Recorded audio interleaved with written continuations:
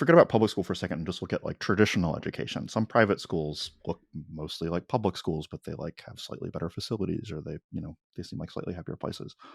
But the basic thing that they do is the same, which is, there's 45-minute block classes, there's a schedule, there's a teacher in each class.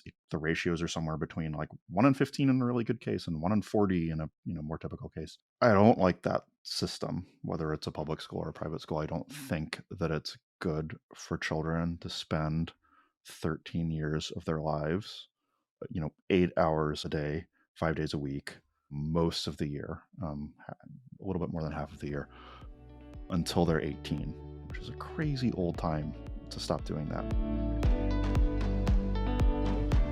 Hello, everyone. You are listening or watching Chatting with Candice. I am your host, Candice Horbach. Before we jump into the episode, if you have not, make sure you hit that like and subscribe button. That helps with the algorithm. It helps with notifications so that you don't miss a single episode. I'm going to do my very best to be updating every single week, but sometimes things are going to happen. Guests are going to fall through. My schedule is going to change, or maybe I just can't find the exact conversation that I want to have. So it's not going to be every single week, as I'm sure you've noticed with the last couple weeks. So it's very important that you are subscribed so that when I do post, you get notified and you can jump into some new content. This week, we have Matt Bateman joining the podcast. I have been trying to get him on the show for a little while now, and the timing of this is really perfect. He is a philosopher at the Guidepost Schools and Montessorium. He is really disrupting the space even within the Montessori programs. His approach is very different from a lot of programs that you would see out there. And as someone who is in the early stages of parenthood, education is very important to me right now.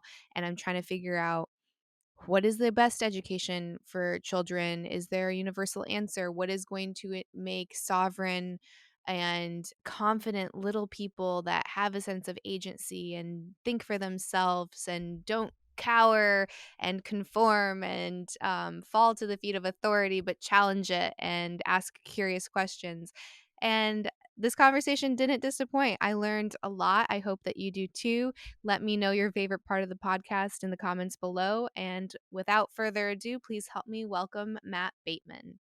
Matt, thank you so much for coming on the podcast. I'm so excited to have you. And I feel like, so we were rescheduling and scheduling, and you had a baby and I had a baby. Yeah. And it actually works out perfect because I tend to find myself in these like little pockets of curiosity, and education has been very alive for me. And tomorrow I actually have someone from Synergy Oh, coming on as well. So you guys are back to back guests, which is incredible. So I just felt like with everything happening, the timing was meant to be. So thank you so much for being here. I'm happy to join. And yeah, mine is almost 9 months old now. So almost as much time out of the womb as in the womb, which is like a milestone. But Oh, yeah, for sure. You have how many kids? two. So the older one's 3.5, going on 40. And the younger one's still a baby. Yeah. Yeah, we're on like a very similar trajectory. My oldest is 3.5, and then my youngest is 1. So we're like neck and neck, but it's a really cool place to be. Yeah. Yeah. So I think I love that you work with Montessori right now. Our oldest is in a Montessori program. That's great. So what I guess the first question is, let's define what Montessori is supposed to be. Like, what does like a pristine Montessori program look like, and what are kind of the foundational cornerstones of their approach to education? Yeah, I mean, the kind of very basic idea of Montessori, you'd think I could explain this more concisely, given that this is what I do for a living, but I'll do my best. The very basic idea is that if you prepare an environment in a certain way so that it's like very perfect for a child of a certain age, let's just take a 3-year-old, and like it's full of just the right number of materials and just the right types of materials where children can do real things and interact with them in a certain way. It's not overwhelming, it's not overstimulating, but it's also not understimulating. It's not full of things that they can't reach or don't understand, and it's full of child-sized furniture.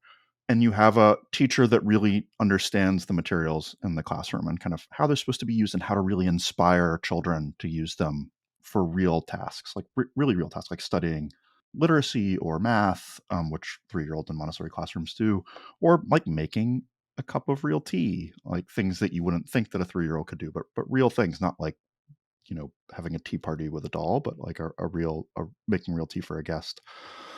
And then you let the child free in that environment. So it's all set up. The teacher knows what they're doing, and the environment is all set up. And under those circumstances, you can give the child a tremendous amount of latitude. You can say, "Do what you want." And it's not like there are no boundaries. It's not like if the child decides to trash the room that the teacher will do nothing. But in those circumstances, the child will tend to want to work on something. They'll want to pick something off of a shelf that's interesting to them, or they'll want to go to the teacher and ask for an explanation of how something is used. And they will work with it, with that material. And not just for a minute, like people think of 3-year-olds, oh, they'll like play with it for a minute, but for like 10 minutes, 20 minutes, 30 minutes, an hour, they'll really get into it and they'll concentrate and they'll lose themselves into it. They'll get into a kind of flow state. And that is the goal.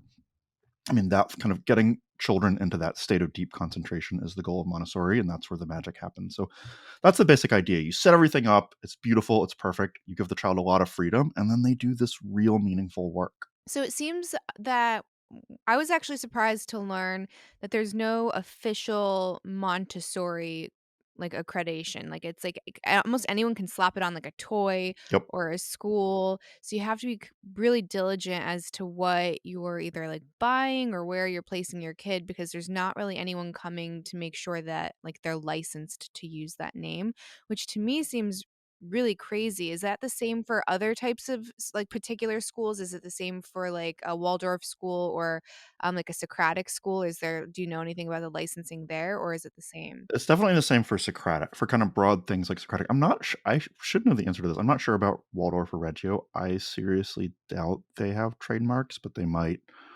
But yeah, Montessori is like it's a bunch of things, but it's like, I mean, you're right. Anybody can hang up a shingle and say, we're a Montessori school, and they can have literally nothing in the school that has anything to do with Montessori, and nobody will stop them from doing that, at least in most places in the US. There are a couple of states that have exceptions to that. And that's the US, by the way. Like in Australia, like you can't just do that. Like there's like a kind of governing body that has a partnership with the actual government.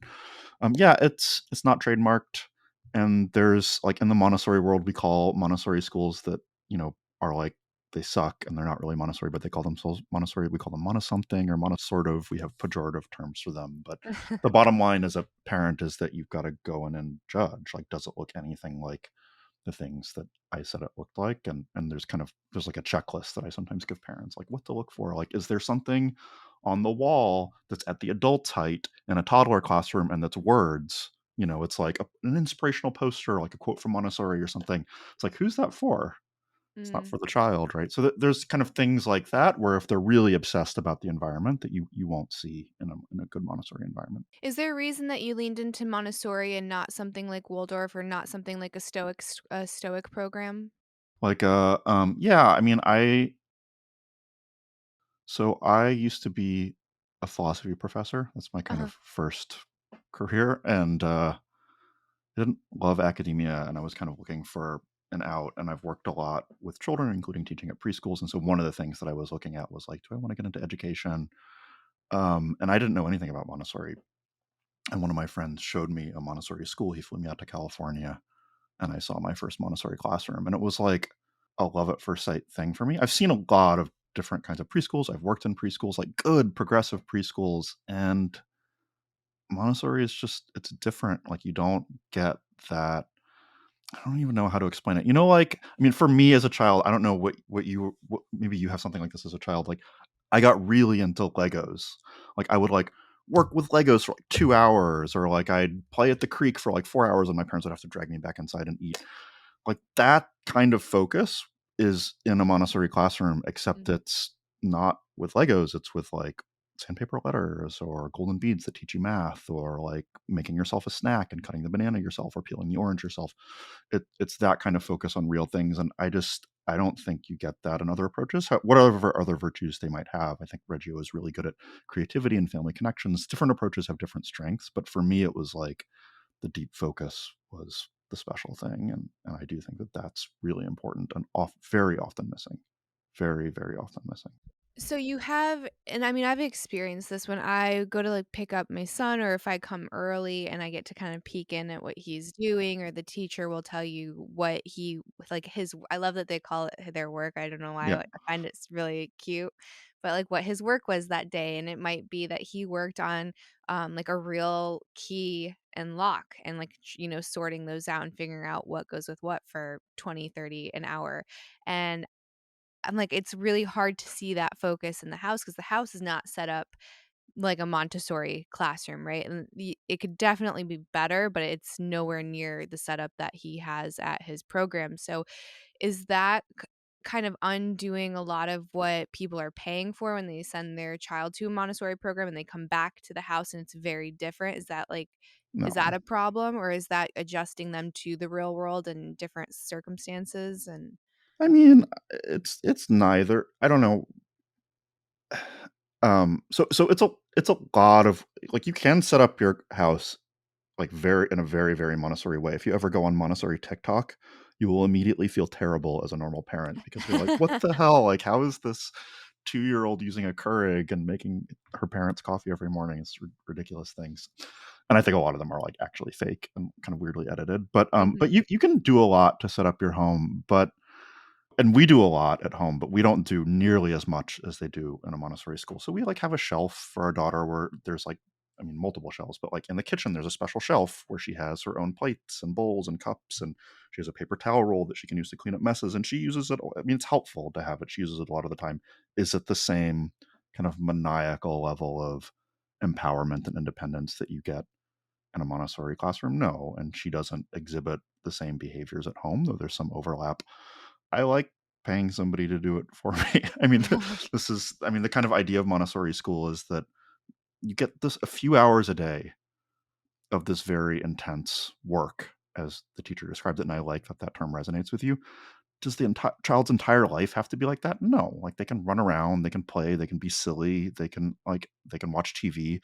Like, it's okay and it's good. A lot of those things are good. It's just this special period of focused work is not usually something that happens naturally unless you really try, and that's the Montessori school's job. That's how I think about So you mentioned TV, which I'm so glad that you did. it. Yeah. Because my oldest is in his 3s still, and the class that he's in, I think the youngest is 3 and then the oldest is 5 in a couple months. Hmm. It's like a really big conversation that the parents are having with the teachers is, well, what do we do with technology and what do we do with screens?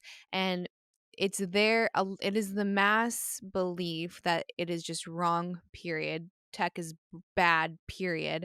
And I feel like an outlier when I'm going to these meetings because I feel like I read a lot of the studies, and Peter Attia actually did a really great dissection of all of the current ones when it comes to screens and language development, cognitive abilities, and he was like, "Well, as my interpretation of these studies, this is what the conclusion is." And his conclusion from those studies was there are so many competing factors as to what creates a delay in language or cognitive ability or attention deficit or things that kind of mimic that. It has to do with like, are you engaged with the content? What kind of content? What other activities are you doing outside of TV? Are you using the TV as a nanny and just putting them in front of the TV for 3 hours, 4 hours a day and just like not really parenting? All of these things kind of contribute into all of these concerns that we have as a parent. It's not the Yeah. TV. The TV just kind of signals maybe other bad practices as parents that we might have. But rather than look at it that way, they just say, no, all tech is bad. So I guess what's your stance on technology? And then do we kind of have to supplement it if we are subscribing to a program like Montessori? Where to start? So in the Montessori world, is you will often find people who are very technology shy, if not outright anti-technology. That's not me, and that's not us. So this is it's not a uniform view, and I don't think it would have been Maria Montessori's view. I think Montessori, there's evidence that she was like experimenting with moving images in the classroom and the kinds of, like, she was like, what, you can get a video of an elephant for a child to see instead of just like an illustrated picture of an elephant? That's great. But putting all that aside, just what's the actual right answer here? I think, I mean, I would go even further than you went. I would say technology is good. And I don't want my children, so my daughter is 3. She's old enough to kind of absorb vibes from kind of adults about these things. I don't want my children to grow up with adults who are cynical about it. Mhm. Who are like, "Oh, like screen time sucks," or "Social media is destroying the world," or whatever. Like if the like, oh, like yeah, you can watch TV, but that's a bad thing for you to do. And they're kind of like now they're getting these kind of mixed motives and mixed messages. I think the internet is good, technology is good, computers are good, TV is good. That doesn't mean that it's risk free. Mhm. Like there are risks to technologies. I mean, and then one of the major risks, like the risk of riding a bike, is that you fall off and crack your skull open. The risk of watching TV is that you turn into a passive zombie and like you're just kind of using the screen as a babysitter and you're watching low value content. You got to manage those risks. Like nothing is risk free, but basically it's good. And yeah, like it shouldn't dominate. Like you shouldn't have the child in front of the screens passively all the time to the point where they're not doing other things or interacting with people. That's really bad. But I agree with like who's the author of the study that you mentioned? He's not the author of the study, but Oh, he did, like, a mass interpretation for his I see. newsletter is Dr. Peter Attia. Yeah, I mean, I agree that I don't even think that screen time should be a concept. Like it's like screen time. Like calling grandma and like binging on TikTok are not the same category of thing. Like like Right. it's not like, oh, there's screen time and both of those things belong together because they share some essential property of being on a screen. There's nothing in common. And I don't even think that, I mean, my 3-year-old loves movies and she loves narrative. She's like a musical theater kid and she has been since she was 1. We show her Disney movies, like long movies that it's hard for a kid to pay attention to, and she doesn't really fully understand it, and she has to struggle, and she has to ask a million questions. Like that's good for her, and she's very actively engaged, and we'll keep kind of ramping it up the older that she gets. She watches like 30 minutes an hour of TV every day, and I think it's a positive good for her. Yeah, I'm in the same camp too, and we found, a couple really good shows that have helped with him, like, understanding emotional intelligence and things like mindfulness and breathing. One of our favorites is Stillwater. I don't know if you have her watching that, I but don't know that one. it is amazing. It's a lot of, like, Eastern philosophy, so, like, there's, like, a lot of Zen and Oh, the mindfulness. books. I know the books. Okay, yeah, it's The on Apple. that panda, Yeah, right? yeah, Yeah, yeah. yeah, yeah. It's great. So that's one of our favorites. So if he's in a place we kind of like and I think an important thing too is how many adults aren't really great at modulating like the exact dosage that we should be having of Yeah. social media, for example, because it was introduced to us at a weird age and we didn't really know necessarily the how it can hijack your brain. So I think something that's really important for him is to understand how to calibrate that. So when is too much? Like, when are my eyes glazing over? When do I start to feel, like, really fidgety because I've been sitting for too long? So having him, like, work through those, like, very real things, and then if he gets to this place where he's agitated, be like, "Well, how does your like, what is your body telling you? Like, is your body telling you that maybe you did too much of your iPad or that you Yep. did too," right? So not just, like, making the decisions for him, which I think goes back to Montessori, which is Yep. self-sufficiency and really instilling a sense of agency into the child. I think that that's totally true. I have not been as successful with my daughter at getting her to kind of decide to stop. She will decide to stop on her own, but often we impose limits. We're like, yeah, like go outside, do something else. But Mhm. I've seen parents who do it. I've seen parents who like have a 2-year-old who like they're like, yeah, we just let them play with the iPad whenever they want, and they just don't use it more than 30 minutes a day. And I'm Mhm. like, wow, like I mean, if that's the temperament of your child or that's what you've succeeded in doing in terms of setting up, that's amazing. And I've talked to older children, like 8, 10, 12-year-olds who are they're very once the child gets a little bit older, it's not that hard to sensitize them to this kind of thing that you're talking about, and they can be very sophisticated. Like even things like, oh, like a 10-year-old boy or a 12-year-old boy who watches Dune and who also spends a lot of time on TikTok. And the next day they're like, I was thinking about Dune last night as I was falling asleep, and like I have these questions and because Dune is this long, complex, epic story with this rich. And they're like, oh, that's interesting. Like, I have a question. Like, so you can answer the question about Dune, but I have a question. Like, do you ever think about TikToks the next day? And I'm like, oh, not really. Like, I usually just kind of think about them all and then I forget about them. Oh, that's interesting. Like, that's an interesting thing to notice. So if you want something that like really stimulates your thought, you might want to watch something longer form or more complicated. Like, children can be sensitized to these things. It's just like you said. It's like we haven't figured out as a society, as parents, as educators, like what is the kind of dosage, what is the language around it, how do we teach this skill to make it so that social media it's a terrible servant, or it's a terrible master but an awesome servant. So like, how do we? Hmm. So for some people, it's a servant and it's great. And like, how do we kind of make our children see it that way? Hmm. Yeah, I was watching Matthew McConaughey just did a morning interview, and he was talking about the decision that he made for his child to get onto Instagram, and I think his kid's like 13 or 14. He's in the teenage era, and I mean, he obviously held out a lot longer than a lot of parents, but the way that he described it is I guess he was like showing different examples of how people use it, and it's like, well, what are your intentions with this technology? And I think that's a lot of it is understanding how to use it. Like you can use it to create like just like more like more dispersed and decentralized information, right? Like now you see independent journalism taking off, which is incredible. You see people starting their own schools, which you would have never thought is possible or uh, as popular as it is now. So it kind of gives power back to the individual if you use it properly, or you could just use it as some way to numb yourself. So like teaching your kid intention, I think, is also really, really, really important. I think it's really, really important. And I also think, let's just assume that the world stays the same. Hmm.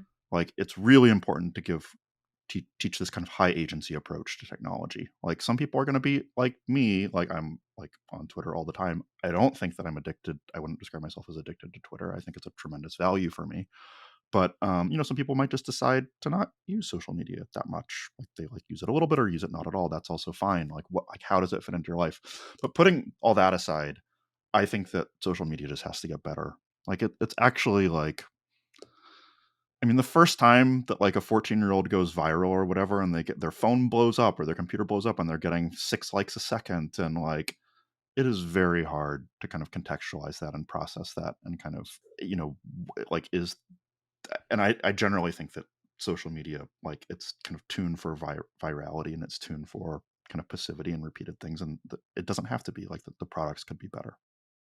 No, for sure. But then it's like, how do you get someone to stay on it for as long as possible if Right. you're not creating an extrinsic motivating factor? Like if you're not doing, oh, how many followers do I have, or likes, or reposts, or comments, and yada yada, instead of just having that more internal locus of control where it's like, no, I'm doing this because it's like art for me, or it's meaning for me, or it's my Yeah, work, or whatever. exactly. And I think it's like the people that are really good at social media often, who I think have the right perspective on it, they're often either they're light users of it, they kind of use it casually, or they were doing their own weird thing for like 8 years on YouTube and Instagram and Twitter, and nobody cared. They had like 100 followers and like one notification a week, and then like after a while, like something clicked and they grew. But like they like it wasn't like they didn't get it too early. They didn't get the kind of like viral adjustment too early, and so they really centered themselves on like, no, I'm just producing the kinds of things that I want, and now my numbers are going up. And if you're motivated in the right way and numbers are going up, that's great. Numbers go up is not bad. Numbers go up is good.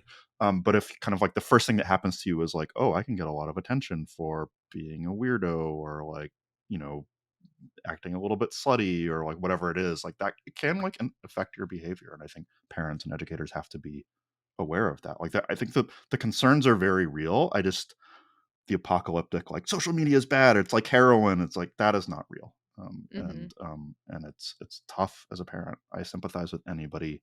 I, I, be easy on yourself as a parent if you feel like this is hard or you're making mistakes or you're coming down too hard or you're being too lax. Like everybody's trying to figure this out.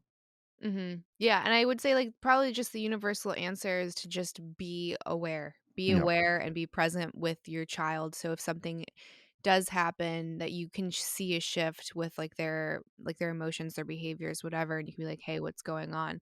We kinda talked about that the other day, we were we were going for our walk with our baby. We had just dropped our oldest off at school, so it was like in the morning, and someone was doing like a drop off. Like it was very clear that they just had a sleepover, and the other parent was like dropping them off.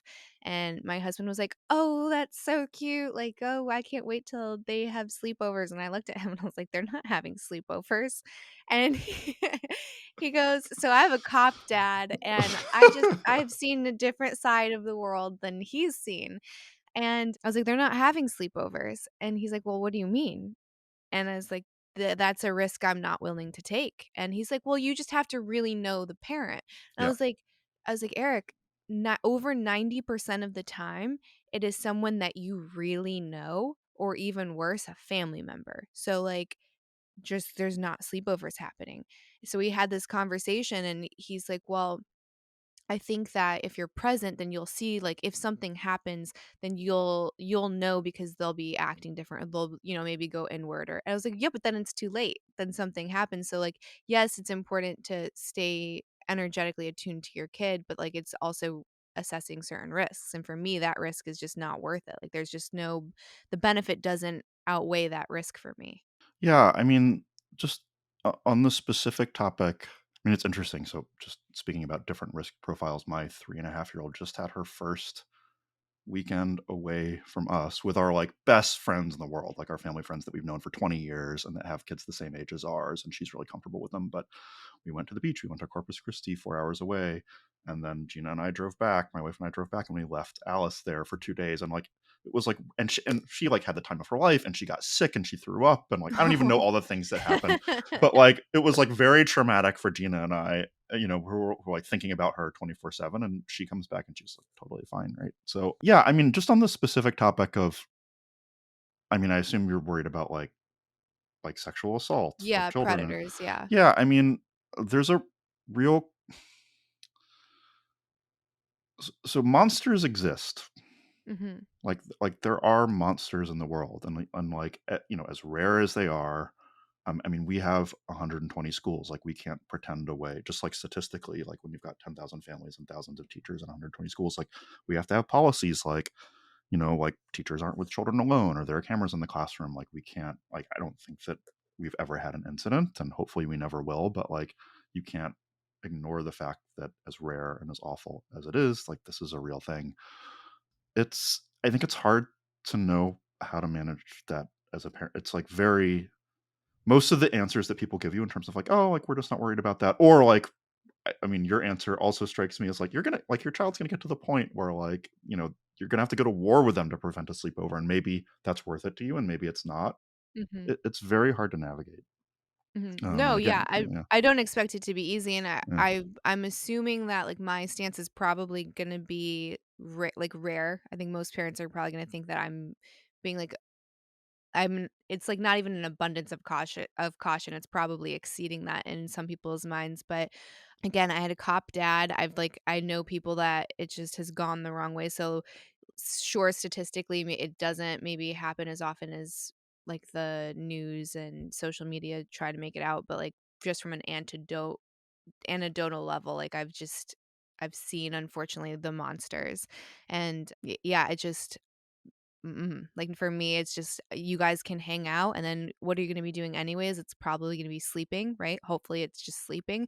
Then you can come home and sleep. So you can go hang out as late as you'd want, and then I'll come pick you up when it's time for bed. But so far, me and my husband are at an impasse because he is team sleepover and I am team absolutely not. So we'll see who wins once we get to that stage. Yeah, it's interesting how, I mean, I think most sets of parents are like basically aligned, but then there's kind of specific issues on, I mean, my wife and I are very, very aligned, and like there's still issues on which we clash, in terms of Mhm. like the basic, even things like sleep training and, things like Mhm. that. And it's always like, it's one of the most intense things to navigate, like Yeah, it was as a parent. You know? Sleep training is an interesting one because I feel like that's a really common impasse. I feel that usually it's the more emotional parent has, like, a really big aversion to the sleep training, and then the other parent who's maybe just more logical or, like, left-brained is like, it's fine and it's only a few nights that we have to do this until they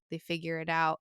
How do you how do you come to a place of agreement on something? Because usually when it comes to the sleep training, a lot of people, the fear and aversion is that the child's gonna feel abandoned, that you're gonna kind of create some kind of s- like s- s- distance between you and them in that relationship. The trust is gonna be broken. All sorts of things. They're not gonna feel supported. So, like, pretty big fears, and I would say, like, some of them are probably justified. So how do you get over, like, that impasse? So just tactically, like, I mean, I'm just going to give you a couple different stories. So I know a couple where, it was like you said, like, the dad was like, yeah, we should do sleep training. Like, they're ready, they're old enough, like they're old enough to sleep through the night. What all the research says, blah, blah, blah. And the mom was like, okay, I cerebrally understand that. and I'm not going to listen to my child cry for 45 minutes or whatever without going in there. And there's different kinds of sleep training. Like you don't necessarily have to wait 45 minutes, but they were thinking about a kind of cold turkey approach. And the wife checked into a hotel for a weekend. That's how they handled it. Like I she had because a she kind friend of that did the same because thing. she kind of knew, like she's like, no, Yeah. I agree with it intellectually, but I can't make myself believe it in the moment. And so Mhm. and that's how they handled it. And but there's also just like what's true here? Like, is it going to damage your child? What are even if you don't think it's going to damage your child, are there trade-offs to consider? Just where are you at as parents? Like some parents don't mind that, like they've got a sleep sharing set up and they like it and they like snuggling with their kid and they don't mind it. Other parents like want that space. They kind of need that space. My view is, I mean, I think children do feel abandoned when they cry and nobody comes for them. And all the evidence, physiological evidence and psychological evidence suggests that they do feel abandoned. I also don't think it matters that much. Like, I don't think that they feel abandoned in such a way that like it sticks with them and kind of makes Mhm. them feel traumatized. A very, very common thing, this so we're sleep training our son right now, is he cries like the cry of abandonment, when we leave him there, and we do a thing where like we wait 15 minutes, 30 minutes, 45 minutes. It depends how long we'll wait before we go in there.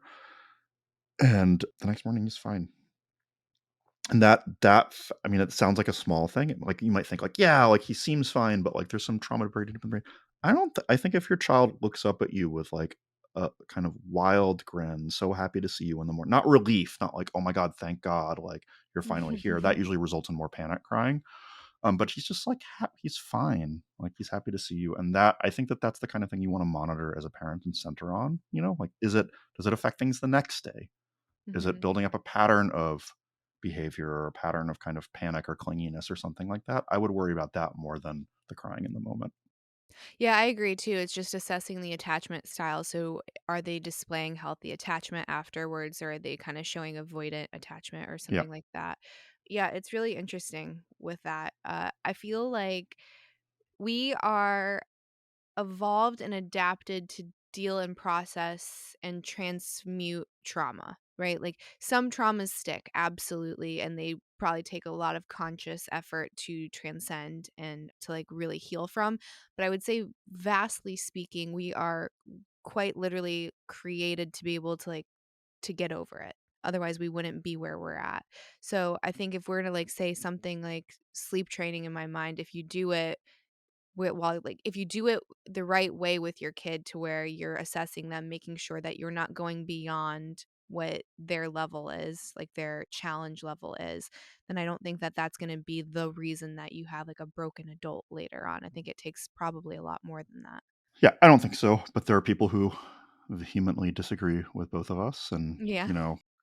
like you got to kind of this is one of those things that you have to decide as a parent. I mean, modern parenting is it's weird. Like the amount of attention that a child gets from their parents, often from one parent, like during the day, is unprecedented. It's just like an insane amount of undivided attention. People have fewer Mhm. kids, they have less support. You got a ton of attention from their parents.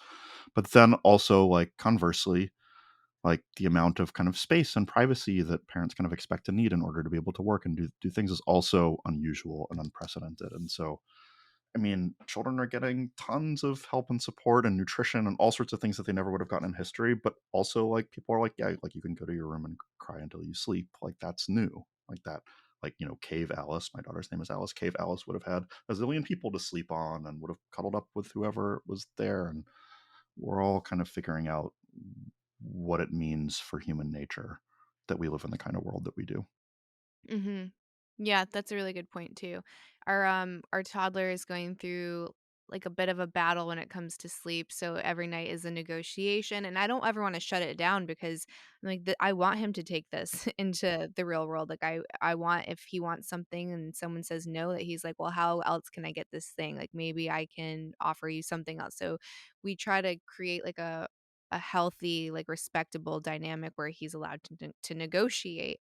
And sometimes I'm like, absolutely not. Like, I'm standing firm in this thing. But every night is negotiation. And my husband's like, oh, I just want him to go to sleep and be fine and understand that he's not lonely. And I was like, he is lonely. I feel lonely if I sleep by myself and I'm an adult. Like if you're traveling and you're not here, it's harder for me to sleep. And when in history have you had someone sleep by themselves? Yeah. And like you mentioned the cave, like there would have been a whole bunch of people in there just for safety purposes. So it's not natural to sleep by yourself. And I think his feelings are totally valid. It is, I mean, this thought occurred to me when we started sleep training our first child. She was like 6 months old. She was actually really good with sleep. She kind of sleep trained herself. Our son is a different story. But I was like, man, she's not gonna sleep with someone regularly, like in the same bed as someone for like years.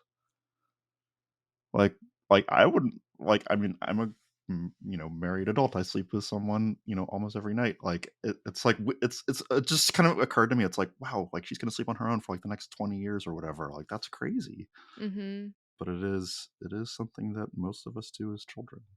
Yeah, I know, Yeah. that's why I was like, offer that little guy some empathy because it's not the best sleeping by yourself. Sometimes it's great, but, like, overall, you want someone to cuddle with, and I think that's totally normal.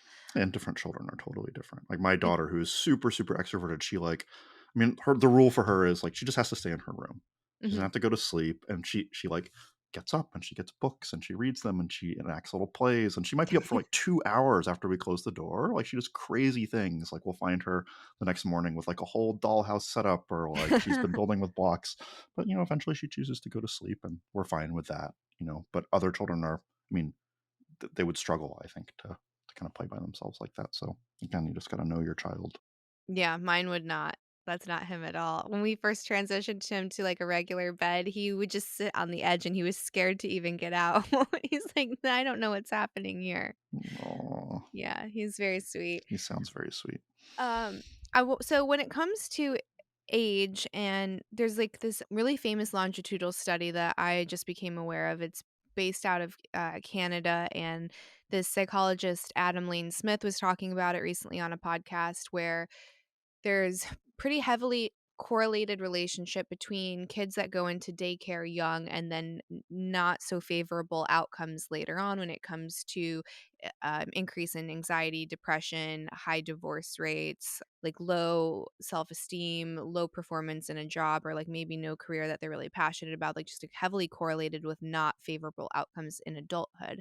So obviously there's different when you say daycare, you can't really lump everything into the same category because where and we had this conversation just the other day because we're trying to figure out what we're doing with our youngest because I feel like every time you have another baby, you're like reassessing your decisions that you made with the first one. And are we going to do this again? Where should I adjust, etc. So when you say daycare, I think it's really important to decipher like what does that mean. And I think in this study it's one of those drop offs where it's kind of chaotic and there are too many kids and not as many adults and no structure whatsoever, and the TV's on, the music's on, overstimulation is like the name of the game. So to me, that's what I think of when I think daycare. I don't think of a structured, quiet, intentional environment. So is there a too soon for a child to start a Montessori program? Is there like a sweet spot where you like to see them start the program? Like, So you're going to want to make a judgment as to kind of how good the programs are again. But mhm. I mean, our children go to our schools, the schools that I help build and run. We have very, very good infant programs, and both of our children started at 3 months old, which is Oh, very young. wow. And I mean, we don't have to take that path. Like we make enough money that we could like stay with them or hire a nanny or something like that. I actually think that our this is the best thing for him, for her, for our two children. It was the best thing for her, and it is the best thing for him. It's a beautiful environment, incredibly intentional. It's a 1 to 3 ratio. There are other babies between 3 months old and 18 months old that they kind of like learn to get along and interact with one another and get interested in one another. It's a really good environment for moving around. I think like a lot of very young like infant environments, like I think of them as like container transfer systems. It's like, okay, like we're putting the baby in the jumper and this baby is contained. And now we're putting the baby in the crib and now we're putting the baby in their high chair to eat. And like the babies can't, they're like put from one jail to another and they can't really move, and that's how the situation is managed, and that's not how we manage children. We give them a ton of freedom, and I mean, you wouldn't think that it works, but it does. Like, it's fine for there to be a nap area where some children are napping and others aren't. They figure it out, and it's not that disruptive when one child happens to crawl into the nap area. So we have this amazing system. But yeah, like, I mean, I don't know what particular longitudinal study you're referring to, but there were like 6 months ago, a year ago, a bunch of data in the US got released on kind of medium term outcomes, and I think for public preschool programs, because this is something that the federal government has considered forever. Like, should there, like, we've got K-12 public schools, like, should there be pre-K public schools? And some cities or some states do it, like New York has universal pre-K, and the outcomes for children that go to those preschools are pretty mixed, like in some states and in some cases worse than children who don't go to preschool. And that doesn't surprise me at all. I mean, I think that what you said is right. Like, you can't lump everything together. And if you're looking at publicly funded preschool programs that are a huge range of quality and attention and staffing ratios and things like that, would it be better for some of those children to stay at home and not get preschool? Yeah, probably it would. And probably the parents aren't in a situation where they can do that. You know? And so it's just, there's a lot to think about there. But it doesn't surprise me that if you kind of look at it on average and aggregate, that there are big problems longitudinally with the median preschool program. So don't pick the median preschool program as a parent. Pick a great one.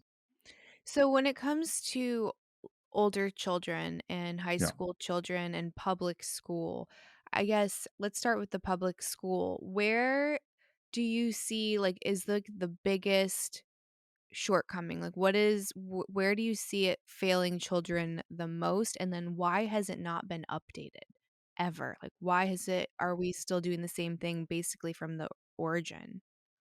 So if you forget about public school for a second and just look at like traditional education, some private schools look mostly like public schools, but they like have slightly better facilities, or they seem like slightly happier places. But the basic thing that they do is the same, which is, there's 45-minute block classes, there's a schedule, there's a teacher in each class.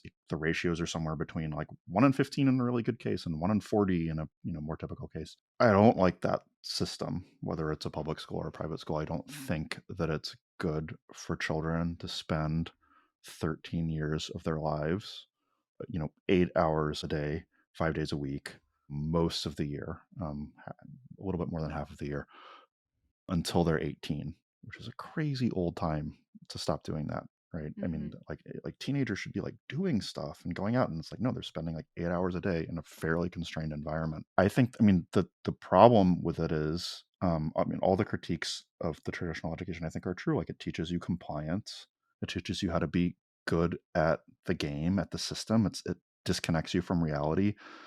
There's a Paul Graham quote that's something like, look, in real life you do very hard things, and if you do okay, like, that's great. Like, you've accomplished something. In school, you do incredibly easy things and you have to do perfectly or else you suck. Like, I mean, it's like in real life, if you get a C, it's because you're doing something real and you accomplish something. In school, if you get a C, like, it's a disaster, right? And so just the, Mm. the whole orientation of schools. If you've got a really smart student going through a K-12 system, like, they'll come out lazy. Like, they'll come out thinking, I don't have to try that much to skate through, and I expect all of life to be like this. If you've got a child who's like a little bit off the beaten path and needs to wiggle and move, like, they're going to come out thinking like the world is not for me and I have to fight the system and everything sucks, and they'll never have gotten the confidence that they needed to get. If you, I mean, it just doesn't really work for anyone. For a few students it does, but it's developmentally bad. It's not what children need. As to why it hasn't changed, I mean, it's a few things. So one is that I don't think that it's not like there's a general consensus as to how education should look. Like, education, it's a young field. People didn't really start thinking about education from first principles until 1900s. Like, so it's like 100-year-old field. And then the second issue is, like, I mean, this is where the public part of the public system comes in. It's a massive bureaucracy. It's a huge behemoth that people don't have now spent generations not thinking about their child's education. Like, you send them to the local public school and you don't think about it, and hopefully it's okay, and maybe you join the PTA, but you don't think that much about the education. The teachers don't think that much about the education. The superintendents don't think that much about the education. It's a big administrative bureaucracy, and it just kind of has a lot of inertia behind it, and people are okay with it. People are just used to it. There's very little impetus for change. I mean, as much as I criticize the public system, like, something like 80% of parents are happy with it, and 90% of children go to public schools. It's like it's like, I mean, you can criticize it and you can say, oh, people are peeling off more students or homeschooling. The public system is there and it's huge and it's fine in the sense of like none of the threats to it are existential. Mm. Yeah, and I feel like that's probably because a lot of parents don't have an option, right? And like they're not really as involved as they'd like to be. So it's easy to say, like, oh, the school's fine when you're not really like super dug into what's actually going on. Yeah. I mean, I mean, it's hard to, it takes a lot of time and money to do Hmm. something different. And it's just that disincentivizes taking responsibility or being really thoughtful about it. So what do you do if you're in a situation where you don't like you have Montessori lower schools, but there's no upper school? So how does that transition look like for those kids? Is it really difficult, or would you recommend them doing a pod after, or throwing them into something that looks more like a traditional public school, whether it be private or public, but you have those block classes? I mean, I would definitely recommend doing something different just because it's better for the child, but I don't think it's like a lot of people have the impression that if you go to alternative education or Montessori education, let's just take Montessori in particular, and then you put them into a normal school, which a lot of parents like know that they're going to have to do at some point. They can't afford it forever, or this is just what what the circumstances permit them, or for whatever reason. Are they gonna be ruined? Like, is it gonna be like, "Oh, like, now they hate it and they can't get used to it, and there's this adjustment period, and all the other kids think that they're weird Montessori kids?" And the basic answer to that question is they're fine. I've seen it happen a million times. We have many, many, many students go into the public system or a private system that's much more structured around kindergarten or first grade or second grade or whenever the transition point is. Like, they figure it out in like a day. Like they're children, they learn that it's different, and some of the things that stick with them from Montessori really really help them. They tend to be a little bit more advanced than their peers. You get a lot of literacy and math in pre-K, way more than you typically do in kindergarten. You think of the teacher as an ally, you think of your friends as comrades. Like, it's a Montessori schools tend to be a benevolent place, and so that just kind of inoculates you against a certain kind of cynicism that you could have about teachers and instructors in school. It's a good thing. But yeah, like, will the Montessori kid like follow the teacher to the board when they get out their chalk because they think that they're about to get a personalized lesson? Like, maybe for a day or two, but they'll figure it out pretty quickly. Does it become more difficult the older that they get? So let's say they go all the way to 8th grade and then they have to go to a more traditional high school. I mean, a lot. I think eighth grade is actually a good age to transition. Like, a lot of teenagers. Here's this kind of funny, perverse thing that happens to Montessori children, especially if they stay in it for longer, is that they see movies and they have friends, and they're like, oh, like in Harry Potter, like they'll have to like sit in desks and they've got a teacher who's yelling at them when they take tests, and like, or they see like Ferris Bueller, which is, I mean, they would never see that now, that's too old for them, but like they get this idea of like school is kind of interesting. Like, traditional school is this kind of like fun place where you get to go and rebel, and like like you get to be allied against the teachers, and a lot of children want that experience at some point, like if they've only been to like hippy dippy Montessori schools or whatever, and they just want a bigger school. I talked to a family just this last weekend who, like, they've got a son who loves sports. He loves football. He loves basketball. Like, our high school, we have high schools. Like, they've got like 80 children, and like they're not 80 teenagers. They're not going to have big sports teams. There's going to be limited options for that. So if that's what you want, you can go. I think it's fine, even for a child who's for a teenager who's kind of shy about it, who's like, they've had their little intimate school with alternative education for the last 13 years or however long, and now they're transitioning into high school or transitioning into college. I don't think it's that hard. I mean, for any particular child, yeah, like, I mean, teenagers transitions are hard, but I mean, if you go to like, I went to public school in Tennessee, pretty typical public schools. The transition from elementary school to middle school was hard for me. Like, Hmm. it's like the transition from middle school to high school was hard for me. Like, these That's these were big true. transitions no matter what. It's like, wow, older kids, like totally different norms. People are making out in the hallways. What the F is this? Hmm. Like, you got to deal with that no matter what. It's just part of growing up, and I don't think that it's especially jarring. And I think that there are tons of advantages to kind of having that alternative education early. I do not think that your attitude should be as a parent, well, they've got to go to the real world at some point, so let's start breaking their souls in early so that they don't hate it. Like, I think your attitude should be, I'm gonna and give them an agency-centric education and really help them be their best self for as long as possible. And if I have to compromise at some point, so be it. But then they'll be strong and better positioned to deal with whatever compromises come their way.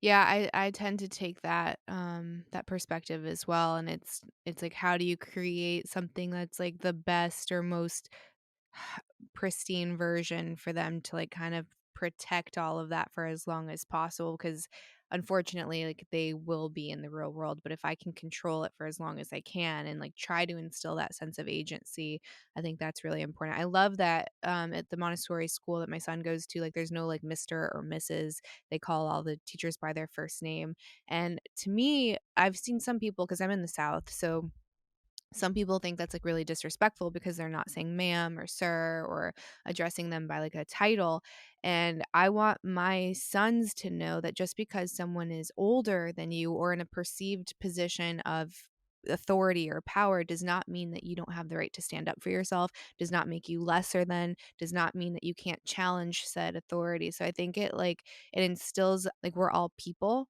and we all have a right to, like, discuss, like, your boundaries and what you want, and again, it goes back to agency and kind of like sovereignty really on a fundamental level. And for me, that's so important, and like this whole idea of respect, I think, is really like forced compliance. We just don't want to call it that. So it's like you're a little person, so you have to listen to everyone, and then that goes into adulthood, which leads to like lack of critical thinking and you just following whatever someone is telling you to do because that's what you have been trained to do since you were 3, 4, 5. Yeah, I think that there are two very different types of authority, at least two. One is like, you have to do what I say, children are there to be seen and not heard, blah, blah, blah, Mhm, like all that BS that I hated when I was growing up and it was mhm. everywhere. But another is the authority figure has like gravitas. Like it's like they're not like demanding obedience, but they're like, you can tell that they've kind of got the air of wisdom and seriousness and you trust them. And I think I I think that that's good. It's hard to find, but it's good. And I think that the thing that I worry about is schools that have neither, actually, like where it's like really like there's not a trusted authority figure at all, and the animals are in charge of the zoo, and like people like I think a lot of public schools end up being like this, where it's like they try to like nobody really has gravitas, and so they try to crack down, but the students find ways around it, and it's kind of a scary place for students, where the kind of there's tons of behavioral issues and it's chaotic and the rules aren't enforced, and if something goes wrong there's nobody that you can go to. I do worry about, especially in public schools and large schools, I worry about that kind of environment. But look, I basically agree with you. Like I don't think it's good that children grow up under some form of, you know, educational or custodial authoritarianism. Like that is very bad for children. Mhm. Yeah, and I think that's, like, the difference too between, like, what is what's a leader? Like, what is a Yeah. healthy leader? And or some schools call them guides, right? Yep. And I think that's the idea too. It's someone that you trust has your best interest at heart and, like, they're on your team, right? They want what's best for you, and that's kind of how we explain a lot of things to our son. It's when we make these decisions, it's our job to keep you safe and to do what's best for you and your body and like your mind. So when we're telling you something, it's not because we don't want you to have fun or we want you to explore. It's like we are quite literally protecting you in that moment. So I think there's like a huge difference between someone who exudes leadership versus someone who is more of like the old school 90s parent, seen, not 90s. heard, listen or I'll Yeah. make you listen kind of parenting, which is not what we subscribe to at all. Yeah, I think that that kind of parenting, it still exists. It's become a lot less common, and I think that in general the pendulum has swung the other way. There are a lot of parents who don't know how to say no. Hmm.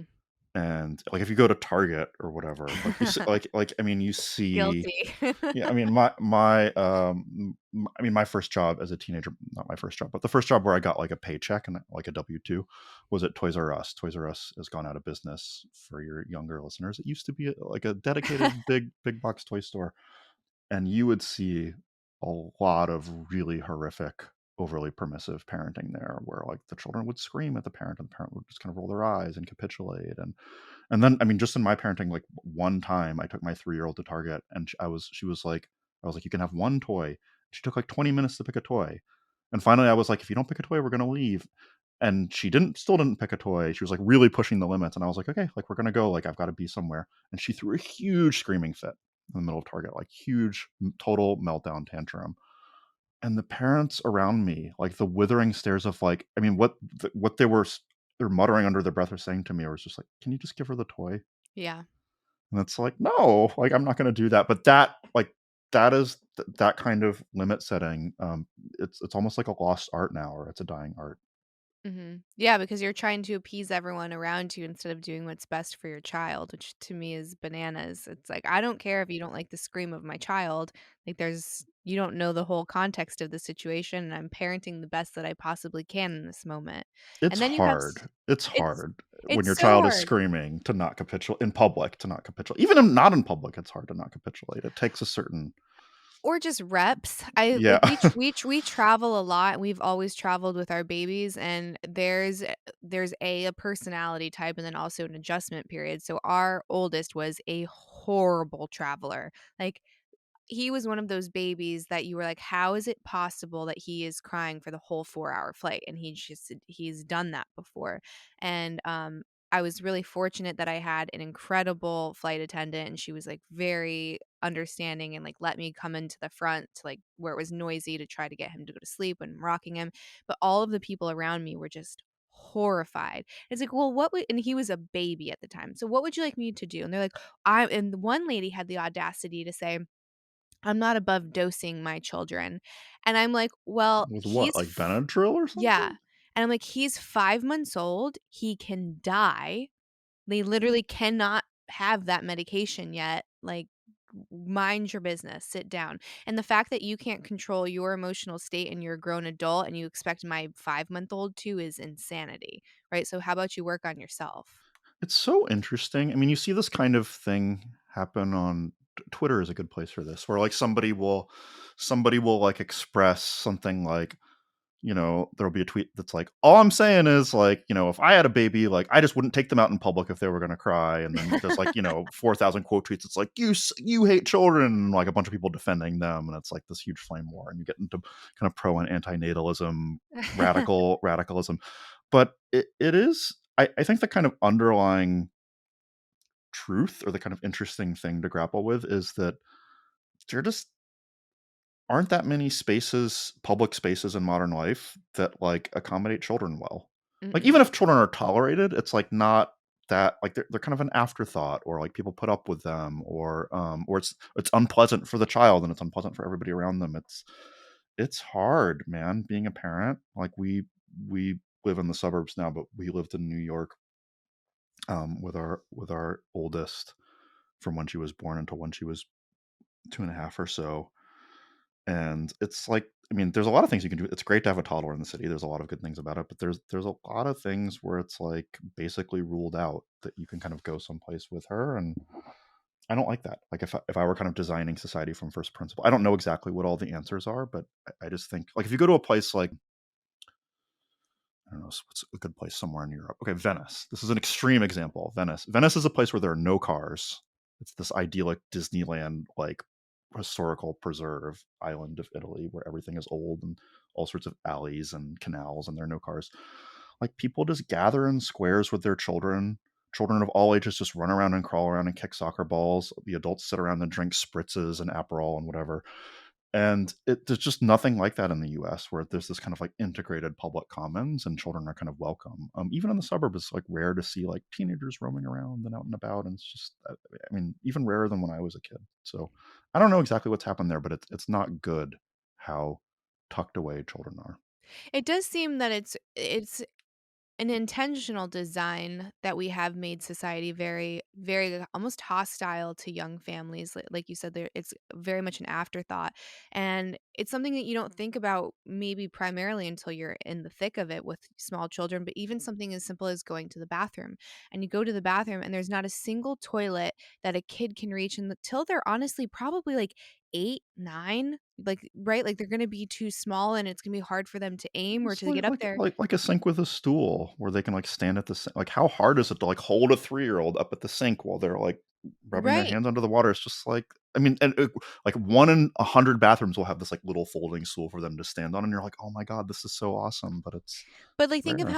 how many accessible bathrooms we have, right? So we have handicap bathrooms so that people with wheelchairs can use the bathroom respectfully and with ease, and I would venture to say there are significantly more children that struggle to reach a toilet than people that are in a wheelchair that need, like, that specific design. I don't know the numbers, and maybe I'm off, but I No, would no, no, venture to say you're there's definitely right. there's definitely Yeah. more kids. So why are we making such a huge adjustment for a smaller group of people, but we're not taking into account children at all? It just doesn't It's make like sense it's to me. there's like some sort of vicious negative cycle where it's like, well, the expectation is that you don't generally take kids places, and so people don't design for it, and because people don't design for it, then it's really hard, and so people don't want to take their kids places. And again, I don't know kind of exactly what the answer is, but there are different there's this Netflix show that everybody should watch at least a couple of episodes of called Old Enough. You heard of this? No, I'm gonna write it down though. It's a Japanese show that's been like subtitled for Americans, and the episodes are like 10 minutes long or something.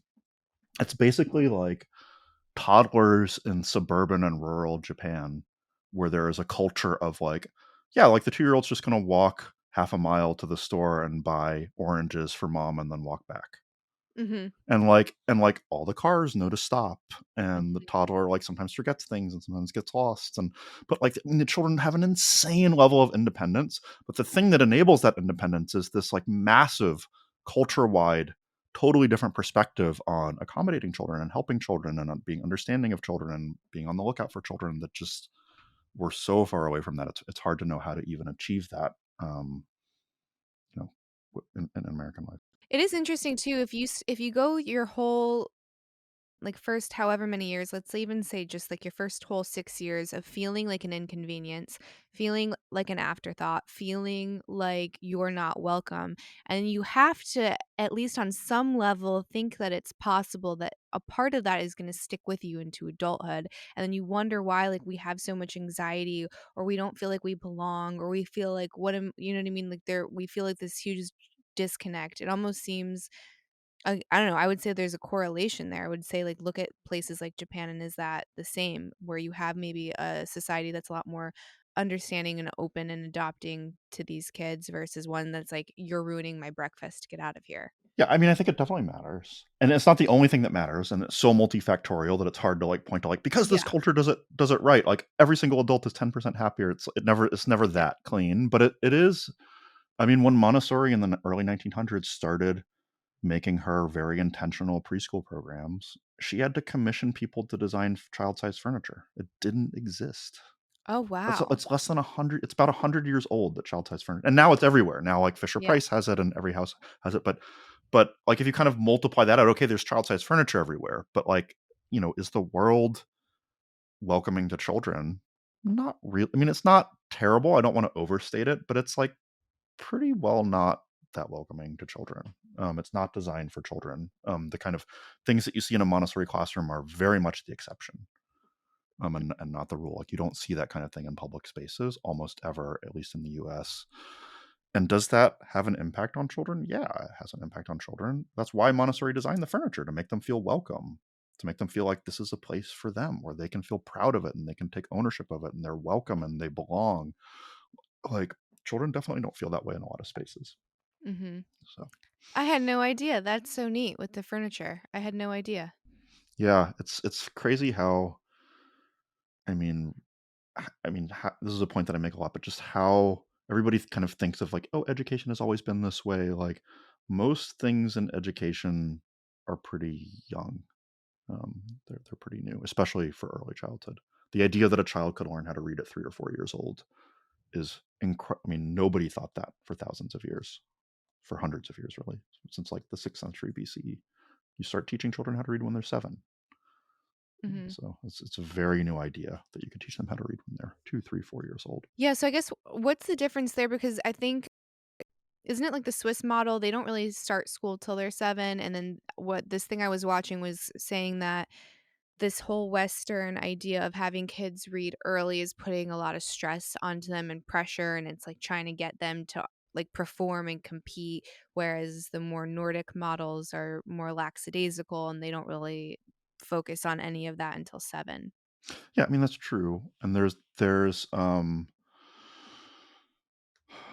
been arguments about this for a long time, and the arguments are not resolved. Like there's not a general consensus about it. So a lot of more progressive educators think that it's pretty inhuman to have a child start drilling on reading when they're 4 years old or 3 years old or whatever. And there's something to that. I think that there are real concerns of like exactly how are you doing it? Like, are you having the child sit down? Are you rewarding them with stickers? Are you punishing them if they don't do it? Are you kind of forcing them to do it the same way that I force my child to like take a bath even when she doesn't want to? Is that their experience of reading when they're 3?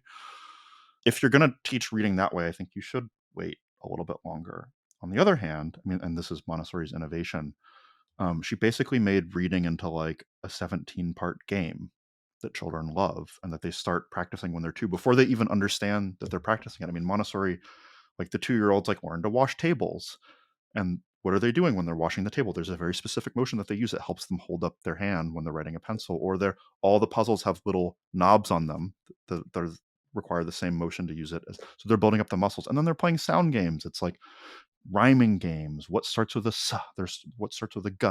They're learning how to isolate sounds and perception. And so by the time when they're 3, they get introduced to the idea of a letter, which is in this really fun sandpaper letter that kids love to trace and they love to touch. It's like, oh yeah, like so I already know what that sound is.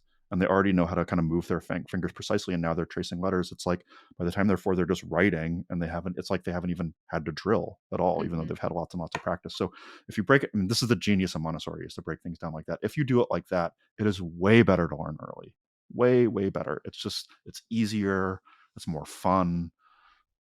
You don't have to do drills ever. Like you never have to go through a period of like, somebody's giving you phonics cards and you're just struggling to remember them and you don't like it and you're repeating a cursive letter on a piece of paper 7,000 times and like you're doing it because somebody's telling you to do it. Like, you do need practice, lots and lots of repetition and practice to learn literacy, but you can do it when you're 3. You can do it when you're 4 in a way that is very joyful and serious and fun. And if that's the way that you're learning it, it's the better way to learn it. No, that makes a lot more sense, right? And it goes back to not everything is deserves to be lumped into the same category. So, yeah, that makes sense.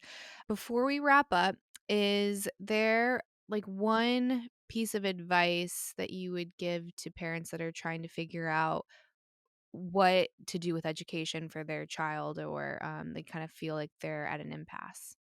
What to do with what with their child? Sorry, Like in as terms of far as education. education, yeah. I mean,